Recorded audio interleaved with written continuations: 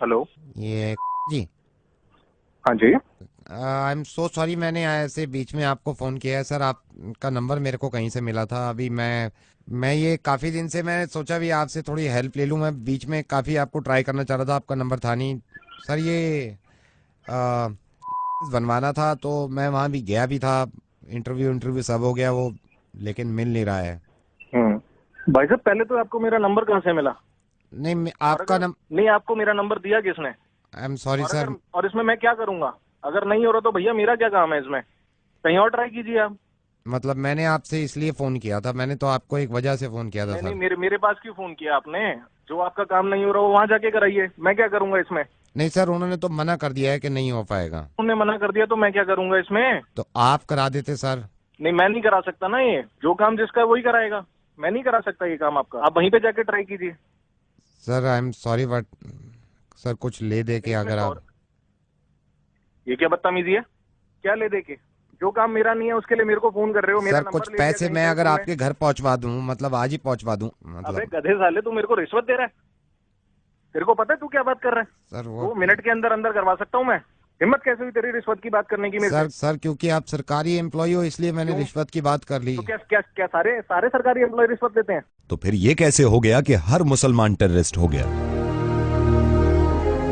तो फिर ये कैसे आपने पोस्ट कर दिया कि हर मुसलमान टेररिस्ट होता है, इनको देश से निकाल दो?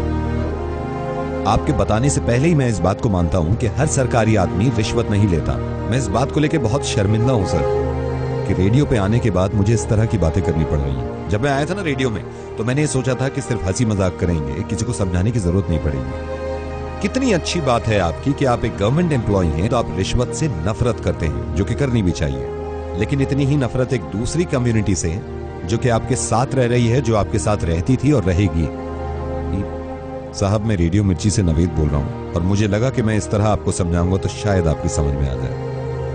फेसबुक का एक पोस्ट शेयर करने से आपका कुछ नहीं है सर, है ना, जिसमें यह लिखा हुआ था कि मुसलमान हिंदुस्तान से मोहब्बत नहीं करते, मुसलमानों को हिंदुस्तान में रहने का कोई हक नहीं है। इस चीज को आपने शेयर कर दिया। मुसलमान टेररिस्ट नहीं है, टेररिस्ट का कोई मजहब नहीं होता। अब मैं कैसे समझाऊं उन लोगों को? एक एयरक्राफ्ट में एक मुसलमान के कैन मांगने से उसको मना कर दिया क्योंकि उनको लगा कि ये मुसलमान है, तो कैन के ढक्कन से वो लोगों का गला काट देंगे। मैं खुद मुसलमान हूं और इस्लाम कहीं से कहीं तक इस तरह की तालीम नहीं देता।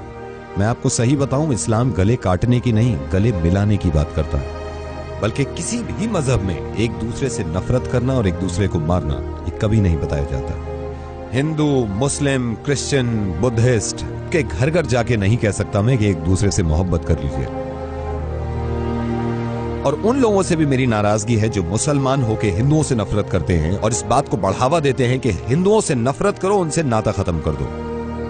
सिर्फ आपको यह बताना चाह रहा हूं कि एक मुसलमान को जान से मार देने में भी इतनी ही तकलीफ होती है इस इंसान को जो मरता है, और एक हिंदू को मार देने से इतनी ही तकलीफ होती है इस इंसान को जो कोई मारता है। इतना अच्छा काम करते हैं, इतनी अच्छी सोच रखते हैं कि रिश्वत ना किसी से लेंगे और ना ही किसी को देंगे। और मुझे मालूम है ये फेसबुक पे जो आग उगल रही है आजकल, ये पता नहीं कहां से शुरुआत हुई है और हम सिर्फ पुश करते हैं इस बातों को।